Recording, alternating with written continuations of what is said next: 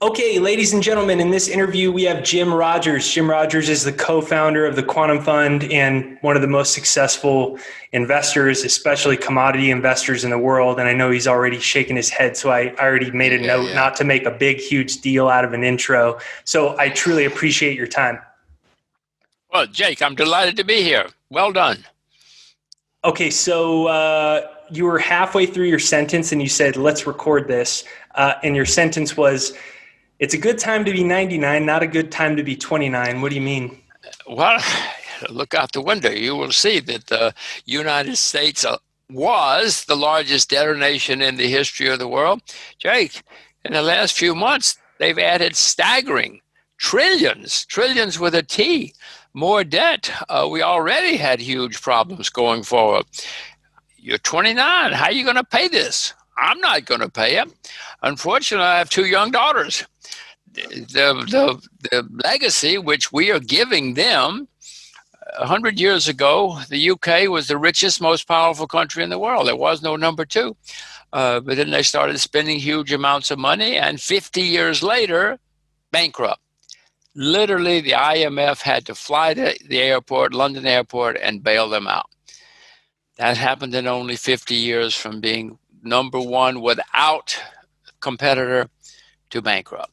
So history is full of stories like this, and I can see it's happening. I don't like it. I'm an American. I'm a voter, a taxpayer like you. But I have to face facts, whether I like it or not, and I have to deal with it. 100 years ago, America had little debt. It was on the rise. 2020, we're the largest debtor nation in the history of the world, and we certainly are not on the rise. I hope we're not on decline, but history would indicate we are. Yeah, and I feel like it's understated by a lot of people, probably because it's scary. And so, there's that crowd that's maybe afraid of looking at it. And then there's also the crowd that, maybe still doesn't understand the consequences of what we're doing with the amount of borrowing and the amount of debt. In a more detailed situation, nobody has a crystal ball, but what are your expectations in your head about the detailed consequences or ramifications of what is happening, not only in America, but also globally in the response to the pandemic being this incredible amount of money printing that seems like it's only just getting warmed up because of course, we have the foreclosures on hold, all these renters on hold of evictions, and what do you think it looks like? Is it a hyperinflation? Is this kick the can down the road another 10 years? What's some details of scenarios you play in your head? Jake, they should watch your program. That's how you find out. You asking me? You have the answers. One of the lessons of history, probably the main lesson of history is people don't learn the lessons of history. In Washington right now, we have people who either don't know history or don't care or think they're smarter than it. Actually, they think they're smarter than history. They think history doesn't matter. I know that history is smarter than all of us. We've seen this before. No nation, no reserve, no international reserve currency has lasted over 100, 150 years. It's a sad fact of history, but it's a fact. And so I can see what's happening. The people in Washington now, we have a new head of the Treasury, Janet Yellen, her name is. She is a person who has wonderful Ivy League degrees, but she loves to print money. She loves to spend money. And she loves to borrow money. And all of the other people with Mr. Biden, and I'm assuming Mr. Biden is going to be the next president. I mean, I don't know, Mr. Trump says no, but we'll find out. Mr. Biden and all the people around him love that approach. Well, okay, that's fine. If that's what we as America have decided to do, we're going to do it.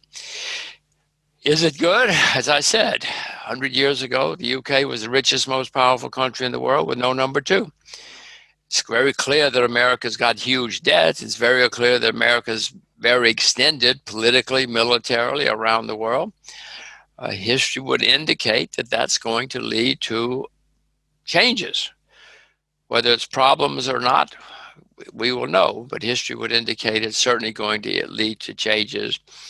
And history also is very clear that there are always countries, families, people, companies in decline, and there are always companies, families, individuals, countries rising. What I am trying to do is to figure out which countries will be rising now, because I have to pay my bills. I got to find places to invest, and there's a difference in short-term rising and long-term rising. I'm looking for both.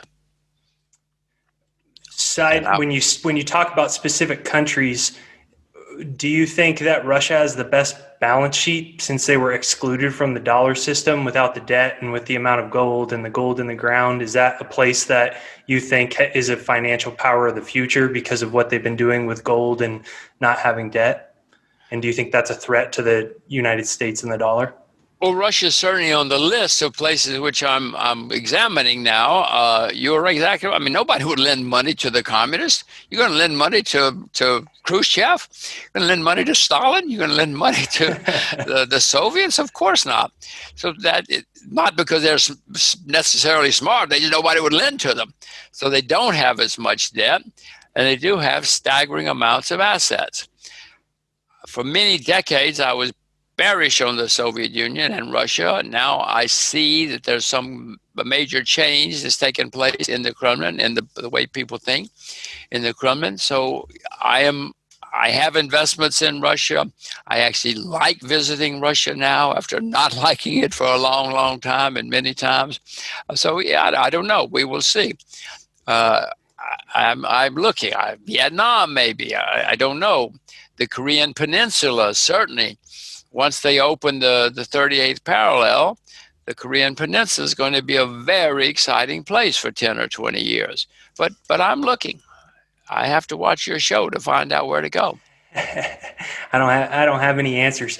I was saving this question for a little bit later, but since the way that you brought the conversation where you said you're looking for places to put your money. So you always say, buy when something's low and wait till there's a bag of money.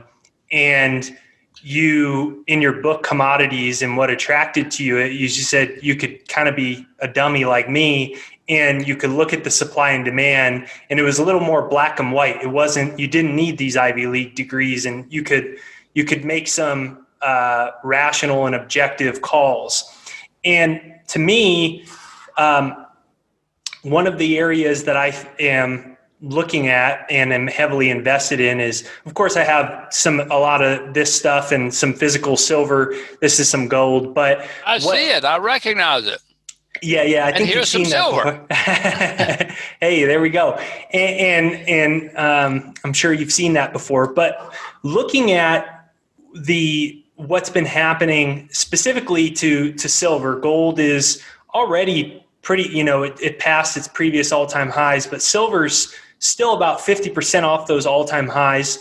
There's the renewable demand, the solar demand. There is a component of that. If you look at the data on how much is being sold and delivered on COMEX versus how much is really mined on a regular basis, I've had some of the top CEOs, Keith Neumeyer, First Majestic, and he said that it's a lot tighter. There are not new silver mines coming on like there is gold, and there aren't a lot of deposits, and there aren't a lot of miners. It's been such a crapped on industry for the last while, and as gold seems to be have a trajectory going higher, you said stick to what you know. That's what you said, stick to what you know. And to me, it makes objective sense, especially at my age, my risk tolerance, having capital available.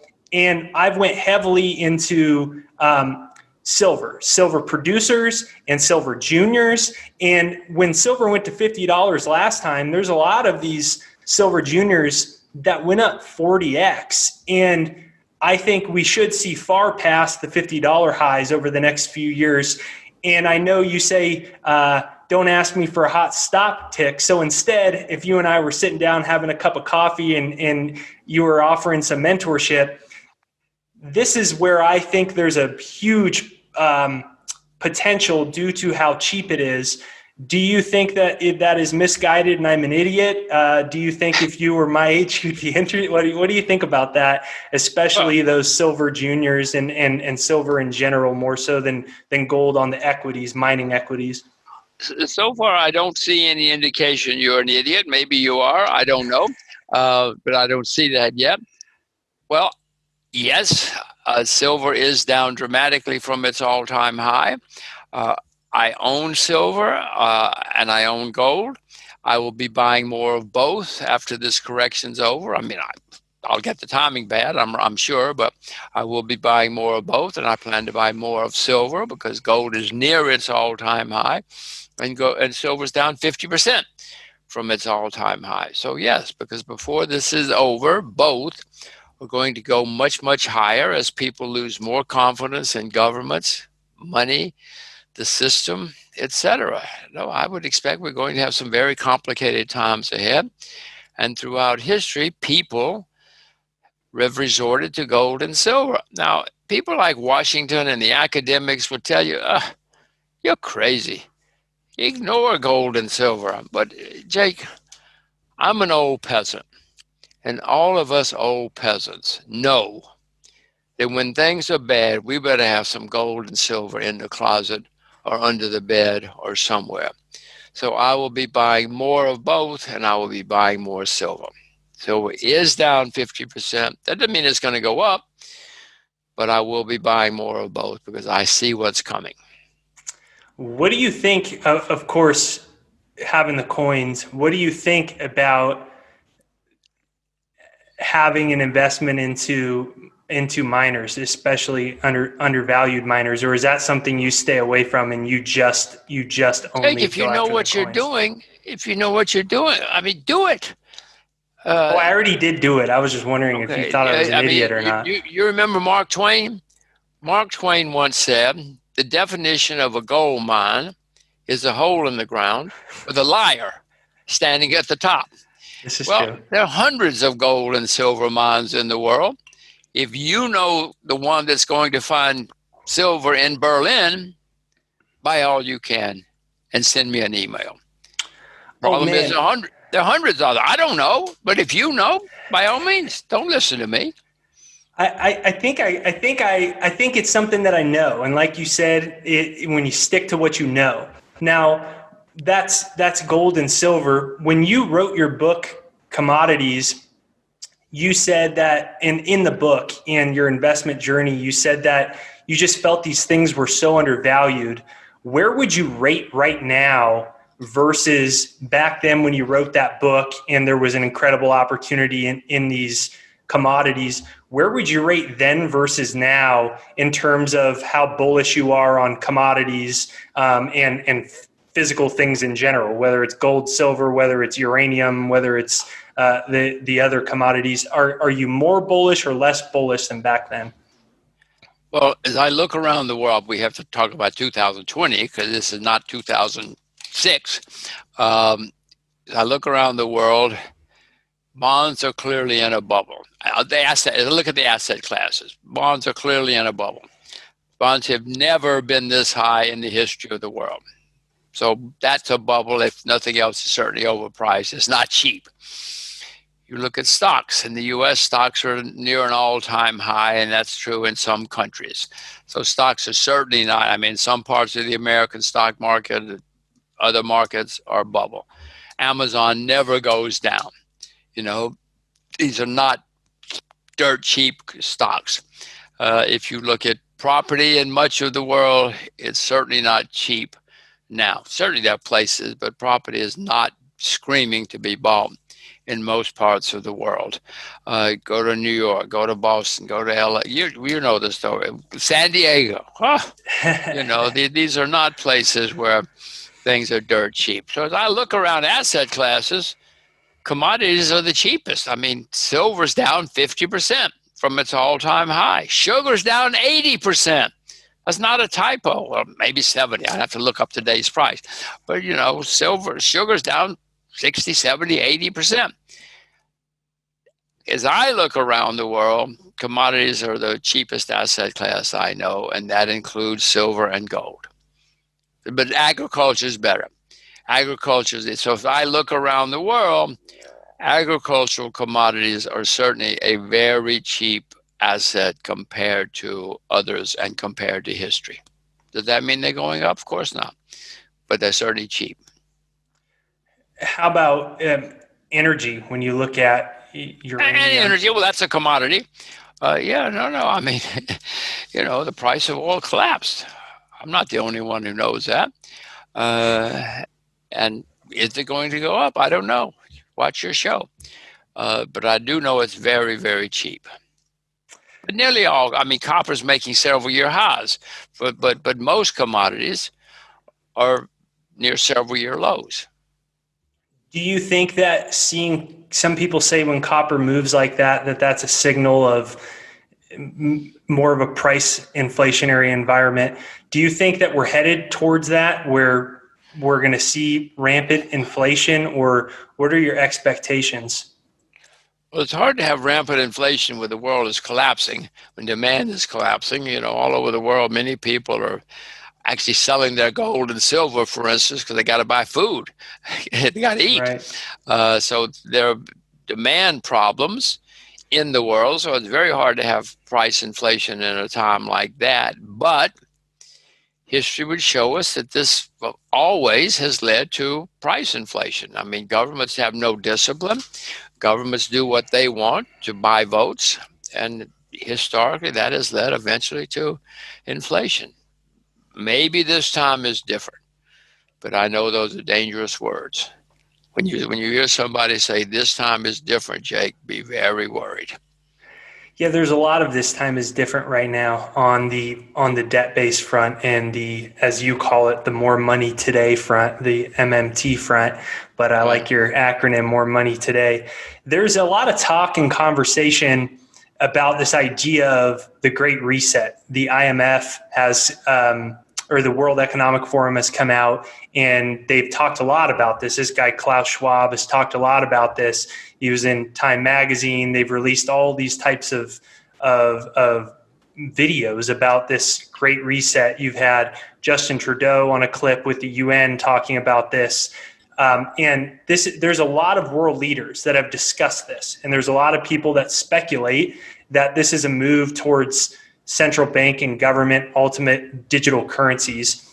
Have you heard much about this conversation? And what do you think about the prospects of this type of a great reset or monetary reset towards these controlled digital currencies by the government? Well, there's more than one point you have raised. First of all, money is going to be on the internet in the future. Already is in China. You can't take a taxi in China with money. You have to use your phone. You can't buy ice cream in China with money. They're ahead of us in this sort of thing. They're ahead of us in several things, this being one of them, but other countries too. Everybody is working, including the US, working on money on the computer. So it's going to be government money, Jake, they love. It's cheap, efficient. They don't have to print it, store it, transport it, account for it. It's very easy. And they know everything about you. They will call you up, Jake, and say, you've been drinking too much coffee this month. They'll know and they love, I mean, I hate it, of course, but it doesn't matter. That's what's going to happen, whether we like it or not. So there is going to be digital money in the foreseeable future. As far as the Great Reset, well, it depends on the definition. If the definition means we're going to wipe out the debt, well, that's wonderful if you're a debtor. But what if you're a pensioner? What if you're an endowment? What if you're a church that lives off your endowment? What if you're an insurance company? What if you're anybody who has assets and relies on those assets? Yeah, I mean, if you're a debtor, you think, boy, this is fantastic. I want more money today. MMT is fabulous, and wiping out debt is fabulous. But there are people on the other side too, which I mean, not the governments care, but we all have to figure that out because it's going to have more than just one effect. And as things get bad, people look for easy answers. You remember Mr. Marx? Mr. Marx had wonderful answers. Everybody thought there was such easy, fantastic answers. I mean, nobody wants to be a Marxist anymore. We tried it, it failed. But people love easy answers and try them for a while. So whether it's wiping out the debt or MMT, more money today, it doesn't matter. Something is going to happen. And it's not going to be good for many of us. It's going to be great for some of us. Yeah, if I could be really honest with you, obviously you're this incredible investor and, you go on CNBC Forget that. Okay, so if I could be really honest with you in a non-CNBC conversation, you said this is not a good time to be 29. I'm very concerned that we are headed towards a coordinated global government effort to basically reinstate a 21st century form of Marxism through control of digital currencies, through a wealth transfer, which is clearly taking place, and that they're going to push everyone into these digital currencies, and people are getting wiped out. The World Economic Forum released an actual video that says, quote, by 2030, you will own nothing, have no privacy, and be happy. So who owns everything? I mean, a couple people is in there, and it really, I don't know what to do. I have a 4-month-old baby, and if I'm honest, this is, it's concerning. And I think nobody's emotionally prepared for it. Nobody's factored in the amount of people that are 8 months behind on their mortgage or behind on their rent, not just in America, but all over the world. There was already 75% of people living paycheck to paycheck before this happened. I just don't know. It seems like a great time to get rich with commodities, but that's the least of my worries. And I'm very concerned about it. And you seem like you are someone that has really given this a lot of thought, whereas a lot of people, it either concerns them or they're too busy. What do you think? Well, that doesn't mean I know what I'm doing. Doesn't mean I won't make a mistake. Jake, in 2008, we had a big problem because of too much debt. Well, since then, the debt everywhere has skyrocketed. Never in recorded history have we had a period of so much debt. So the next time we have a problem, it's going to be the worst in my lifetime, and I'm older than you, so it's going to be the worst in your lifetime too. It has to be. If I'm wrong, that all this staggering debt is not going to lead to a problem, I hope somebody will explain it to me, and I assure you, the World Economic Forum has no clue, except maybe they say it's all going to be wiped out. But again, that's not good for many people. That's not good for many people. It will some people will love it, but it's not good for many people. So you are right to be worried. I hope that everybody is worried. I hope that if they're worried, they will become knowledgeable. And if they become knowledgeable, I hope they will be prepared, and then maybe they will survive. I'm trying to survive all of this. There were people who got rich in the 30s in the Great Depression.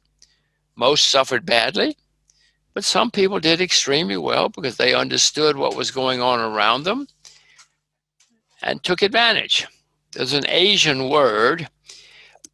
Doesn't exist in English, but in Japanese it's kiki, in Chinese it's wei. What it basically means is opportunity and disaster are the same thing, and they are. The Asians have been around longer than we have, so they know. But whenever there's a disaster, there's also opportunity if you're prepared and you understand. So I hope that I can understand, and I hope I become prepared. So definitely it seems like a lot of opportunity and investment in commodities and metals. But if you were in your 20s right now, and you knew all this stuff that you're talking about right now, what would you, if you could put your mind back there, what would you be doing right now to prepare? If you were my age, it was December 3rd, 2020, what would you be doing right now? Well, it's December 4th here. So that means You're since late. It's one day late, you already know what you would have done. So you're late. For goodness sakes, Jake, you missed it already. Well, I will tell you what I am doing, but I'm always searching and trying and changing. I mean, I moved to Asia. I tell my children speak Mandarin. I want my children to know Asia and to speak Mandarin because in the 21st century, Asia is certainly going to be more important than the West, whether we like it or not. You know, again, history is always changing. The Western nations have huge debts and demographic problems. Asia has problems, but nothing like the debt problems that we have in the West. And history shows that the world always keeps moving on.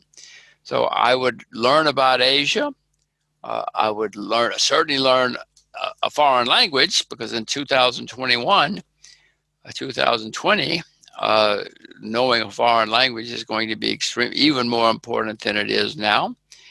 But I would learn about the world, and I would also learn about many asset classes. I don't know which is going to be the way to survive, but I know we have to have new thinking and finance. I mean, I'm very optimistic about agriculture, as I said before. I'm optimistic about silver. I'm optimistic about, I own Japanese shares. I bought Japanese shares. I bought ETFs, I should say. Russia's hated. Chinese shares are down 40% from their all-time high. American shares are making all-time highs. But Jake, if you cannot find Japan on a map, please do not invest in Japan. Please do not invest in China if you don't know what China is. Only invest in what you know about it. You're going to get wiped out. And even if you do, you might get wiped out. So this is not an easy way to live. If you were my age, would you get out of America for fear of the social instability? Well, in the past 300 years or so, many people got out of their country and moved to America and other places. Many people left Missouri and went to California. I mean, many people have been moving around the world and in America for a long time. It's a very difficult and complicated decision to leave where you live. Many people have done it. Your forebears left somewhere. My forebears left somewhere. We all went to America. Is that the thing to do in 2021? I don't know. Ask me next year. But for people who see the world differently, it has always been a smart thing to do, to pack up and try something new. And again, I mean, many people left Long Island and went to California. Did they do the right thing? I don't know. Well, we'll know. And many people are leaving California now. You know, I was startled to find out how many people are actually moving out of. I went to college a long time ago, and it turns out that a large percentage of my class, now this was a time when everybody was a white Caucasian from America. I'm very surprised to find that 41 of us now live abroad. I mean, I was really surprised, since we all grew up as white Caucasian Americans. And now, and not that many I was left. I mean, maybe 200 or 300 I was left. But 41 in 2020 already live outside the U.S. Now, we're all old guys, but still, for some reason, there are people moving away. Are we right? I don't know. Maybe they have girlfriends. Maybe that's why they moved away. Oh, come on. You still didn't answer it directly. If you were 29 and what was happening right now, would you pack your stuff Jake, and get out of here? Jake, how can I answer that for somebody? If I'd been smart when I was 29, I would have gone to Asia. I didn't. I went to Wall Street and had a fantastic, wonderful life. Great life. But if I'd been really smart, I would have moved to Asia when I was 29. Oh, I'd be rich. Oh my gosh, I'd be rich now if I'd moved to Asia when I was 29. But I didn't. I made a different decision. My decision was the right decision for me at the time. I cannot answer for a 29-year-old in 2021. I see enormous opportunities elsewhere. I see problems, huge problems developing in the US. But Jake, the UK went into decline in the 20s, and 150 years later was bankrupt. Bankrupt. The richest, most powerful country in the world. A lot of people didn't leave, Jake. Have you heard of the Beatles? The Beatles didn't leave. I haven't heard of them, no. Well, okay. Well, the Beatles was a very successful group of people who stayed in the UK and became enormously successful. If you had said to the Beatles, you should leave, that would have been terrible advice. Terrible advice, even though the UK was sliding rapidly into bankruptcy, despair, decline, despond. Boy, would you have given the Beatles wrong advice as young men. So, understood. If you said if you would have moved when you were 29, you would have been to Asia, you would have been really rich. You haven't done so bad for yourself. If you exclude details of, I invested in commodities and some of the fine-tuned points of your investments, what would you say the qualities that either you want to teach to your children, or when you reflect on the own success and quite frankly, you are a very rich man. I know you still did pretty well for yourself. What are some of those qualities or skills that you think are important that don't have to do with, Russia or Asia is a good opportunity? What are some of those other attributes? Well, the most important single word that I'm trying to teach them is persevere. We all know smart people are not successful. We all know educated people are not successful. We know beautiful people are not successful. We know talented people are not successful. The people who are successful are the nuts who persevere, never give up. So if there's only one word, it's persevere. Curiosity, think independently. It's hard to think independently. Most people look at the internet, it says the sky is blue. They don't even go over to look out the window to see if the sky is blue.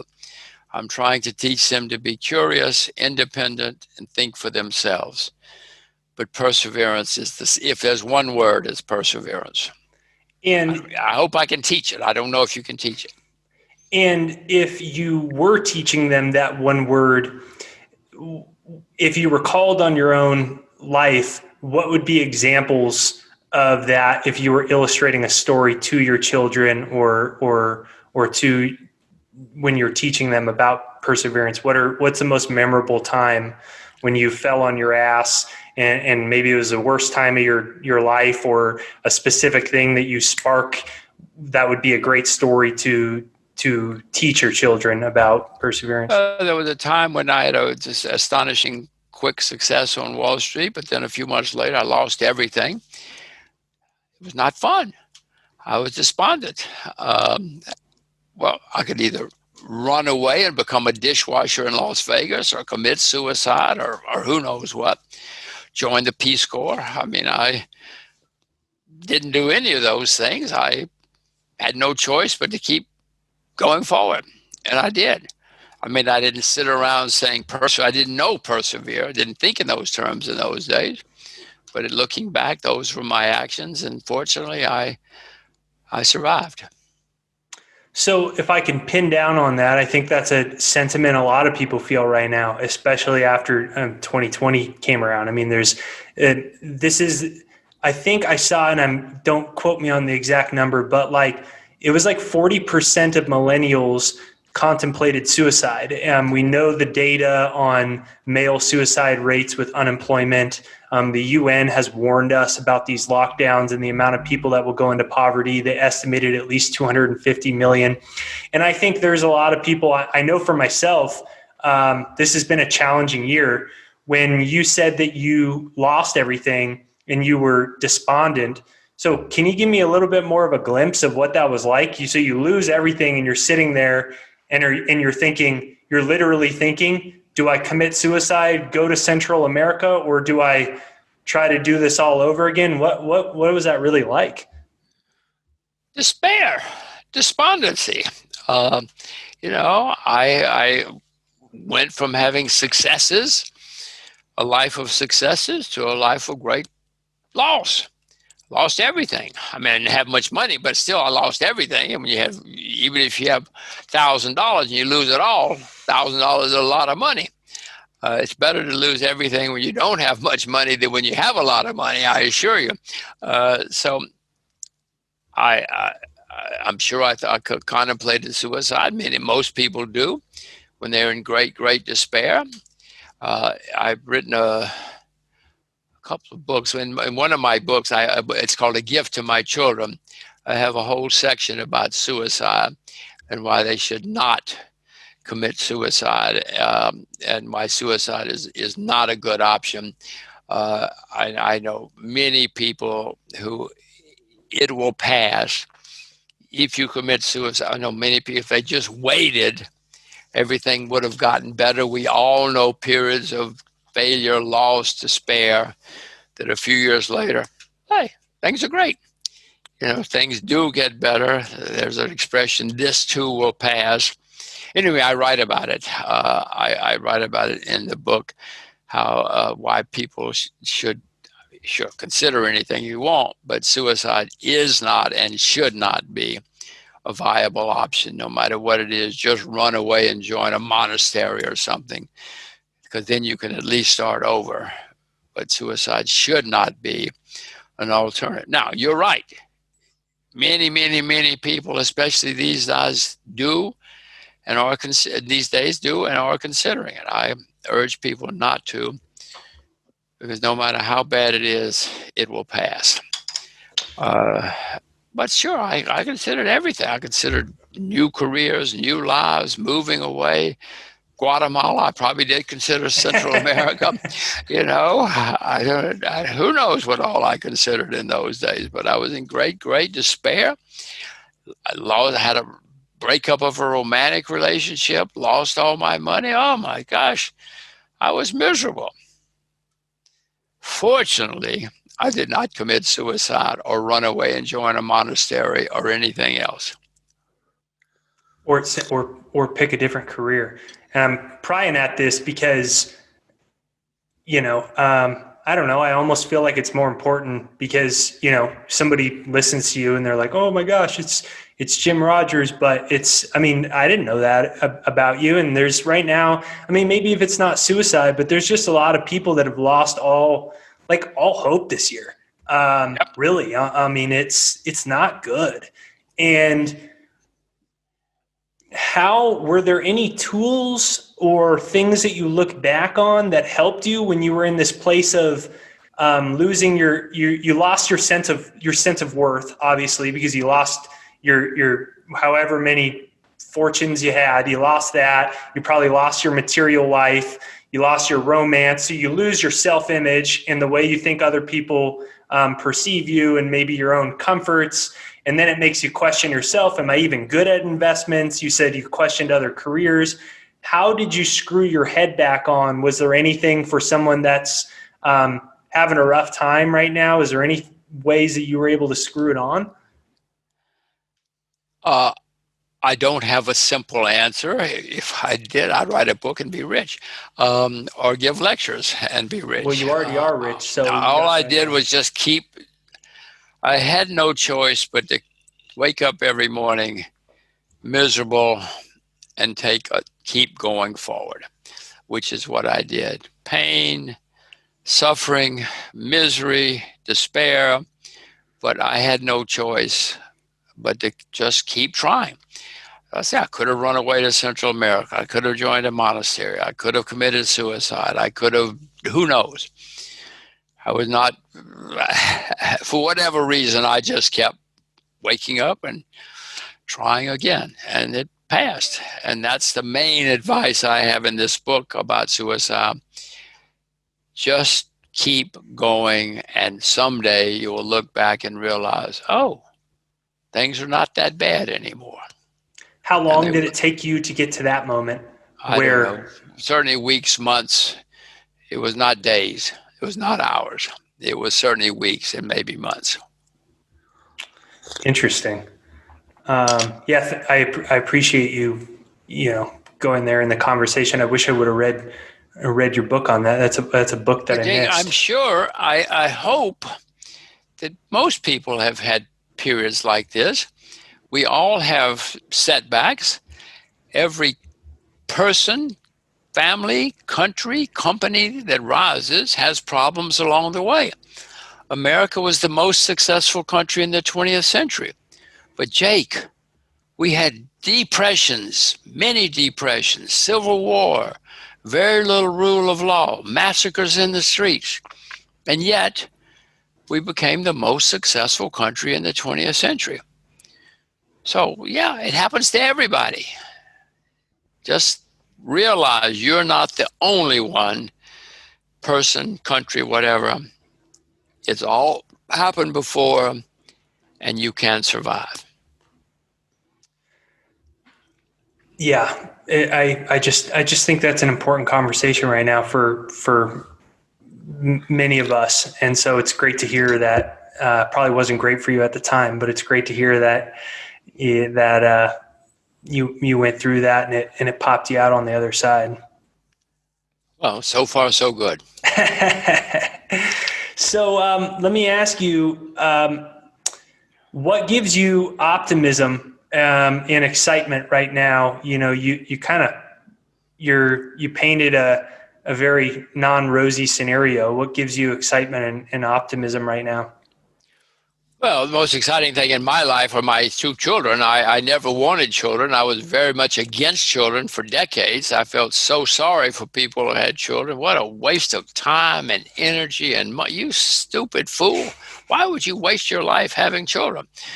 Well, I was wrong. I had my first child when I was 60. I was totally wrong. Now, it would have been wrong if I'd had children when I was 20 or 30 or 40 or whatever, but finally it was the right thing for me. And anybody watching this who hasn't had children, I hope they will not miss it. It was extremely exciting, fun, etc. So that's what gives me the most excitement and optimism now. But I mean, every day something's changing, something's happening in the world. I live in a different part of the world now. I see very interesting things all over the world every day. You know, I happen to live in Asia, but I'm here. I am interviewing you, and you're in the U.S. and I'm here. But in the last week, I've had interviews Turkey, London, Hong Kong, many places. You know, and life is fun. The world is fun. It does not mean we're not going to have hard problems, and I hope I survive them. There's a Chinese expression, may you live in a Chinese curse. May you live in interesting times. You know, it's going to be very interesting in the next decade. That's a curse, but I hope I survive it. Hope we all do. Certainly going to be interesting. Yeah, I didn't know. I had heard that adage, but I did not know that it was I didn't know it was called a Chinese curse. But I guess may you live in interesting times. If you sum it up today, it is a little. It's a curse. In China, it's a curse. Huh. May you live in interesting times. I mean, no, there's nothing more interesting than war and strife and disaster and depression. They're all very interesting. That's why it's a curse, though. Yeah, interesting. Yeah, I mean, in a lot of ways, I do feel that's why I asked you that. You know, to be honest, I've had a pretty good run in my 20s with business and relationships, but I've had a rough year this year looking at what's happening. It's been hard to be optimistic about the whole thing. And one of the things that I am at least excited about, and I have found a lot of interest in, is gold and in silver, and studying more about monetary history. And it's fun. It's interesting. And I think I'm glad I didn't become a gold bug 9 years ago. And it worked out where I caught the end of the downturn. But what are your thoughts on where this stands now and where this could go? There's a lot of gold and silver are going to get very overpriced before this is over. It might turn into a bubble, depending on how bad things get. I hope they don't turn into a bubble, because if they do, I'll have to sell. You always have to sell a bubble, because the leftovers or what happens after bubbles is always bad for a long time. So I hope it doesn't turn into a bubble. I want my children to have my gold and silver someday. But no, there's no question that gold and silver are going to become extremely valuable, extremely overpriced before this is over. It's always happened this way. Jake, this is not some kind of brilliant insight or something. This is just what has always happened, and it will happen again. I was reading something on Weimar, Germany, and it was talking about one of the posher areas where you could get a real nice house, mansion type of thing. And by the end of it, it cost you 6 ounces of gold for a situation. Do you think we're headed towards that? There's other people that say no way because they scream about price manipulation. Where do you fall on the camp of rising prices versus COMEX and the manipulation of paper contracts? Where do you fall in that camp? Jack, even if there's manipulation of paper contracts, so what? Eventually, the market has more money than the manipulators, than the governments, than the Federal Reserve, than everybody. Eventually, the market says, we don't care. We don't care how smart you are. We're going to buy gold. We're going to buy silver. You do whatever you want, but us peasants are going to buy more gold and more silver. Let them try. It's happened throughout history. Not the first time somebody has come up with theories like that. But in the end, all of us peasants have some gold and silver in our pockets.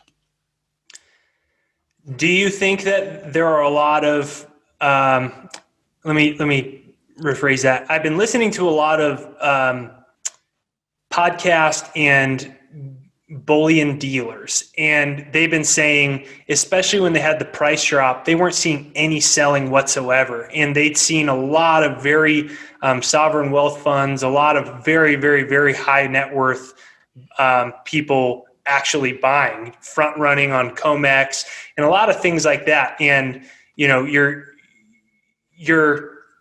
in the know a little bit. Do you think that there are a lot of people that are big money investors and big money people that are really aware that your average person isn't aware of what's happening? Your average person in America does not realize what's happening.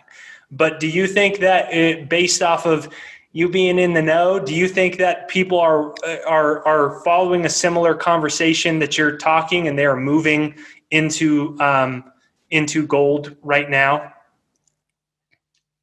Jake, first of all, I'm not in the know. I'm some simple guy who lives in I know you say that. Asia. Come on, but and I have no idea what big money's doing or smart. I don't sit around talking to big money, rich people, successful people. I'd rather talk to my children. So I don't know. But the main answer to your question is there's not despair. Yes, silver's down 50%. But it's not despair like that, like I've seen in the past when people said, I will never buy silver again in my life, no matter what. I will never buy gold. I have gold. I'll give it to you. Gold and silver. If you can tell me that there's despair, I'd be much more excited. That's why I'm not buying right now. I hope to buy more, but I would prefer despair to the kind of smart optimism you're talking about.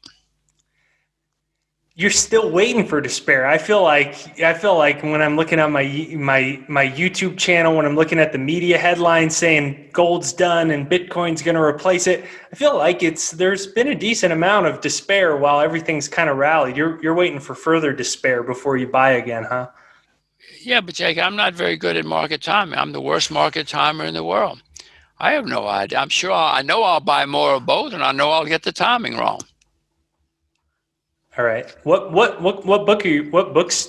I know you're probably spending a lot of times with your children, but what's some books you've read recently? And yeah. It would bore you. I've read a rowing book, a book about Lincoln's assassination. I mean, I don't have any books for you to read right now. I do just say read from as many different countries and sources as you can. I try to teach my children, you need to listen to news from as many countries as you want. Every one of them says, we have the answer. Whether it's the BBC or the Russians or the Chinese, it doesn't matter who they are. The Japanese, they all say, this is the answer.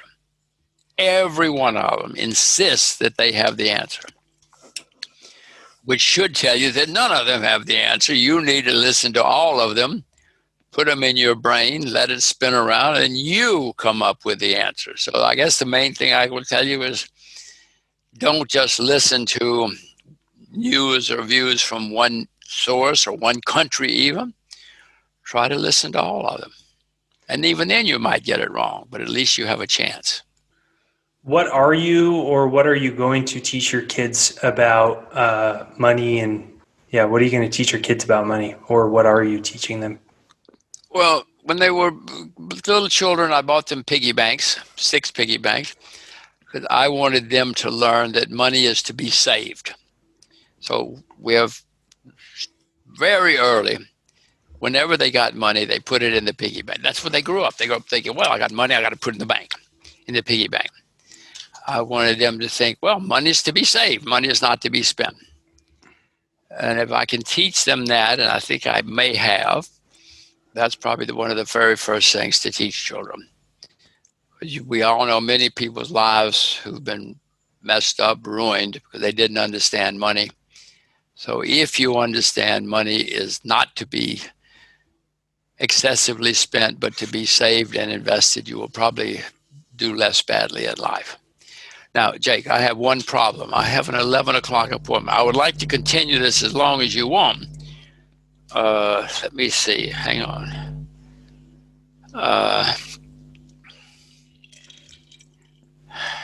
But I have an 11 o'clock appointment, which is now 11. Last question. What were the 6? We can come back later if you want to. Okay, last question, and then I'll do the other appointment, then I'll contact you if you're still there. We can go forward. Go ahead. You said last 6. question. You said 6 piggy banks. Yeah. What you said? Why 6? I wasn't trying to teach them to be currency speculators. It just happened to, one for America, one for Singapore, one for China, one for wherever we had places we visited.